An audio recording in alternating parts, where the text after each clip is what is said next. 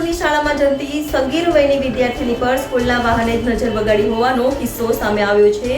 સગીર બાળાની છેડતી કરતા પોલીસે નરાધમની ધરપકડ કરી છે। સુરતમાં ઓલપાડ રોડની શાળામાં જતી સગીર વિદ્યાર્થીની પર સ્કૂલ વાનના ચાલકે જ નજર બગાડી હોવાનો બનાવ સામે આવ્યો છે। નરાધમ સ્કૂલ વાન ચાલકે વિદ્યાર્થીની છેડતી કરી હોય જેની પોલીસે ધરપકડ કરી હતી। અડાજણ પોલીસ પાસેથી મળતી માહિતી મુજબ સગીર વિદ્યાર્થીની સાથે સ્કૂલ વાન ચાલકે છેડતી કરી હતી। વિદ્યાર્થીનીએ શિક્ષકને ફરિયાદ કરતા સમગ્ર મામલો સામે આવ્યો હતો। સ્કૂલ સંચાલકો દ્વારા તાત્કાલિક અડાજણ પોલીસને જાણ કરાઈ હતી, જેથી અડાજણ પોલીસે આરોપી ચાલક વિજય મધુકર પોસ્તુરેની સામે છેડતી અને પોક્સો એક્ટની કલમો હેઠળ ગુનો નોંધી ધરપકડ કરી છે।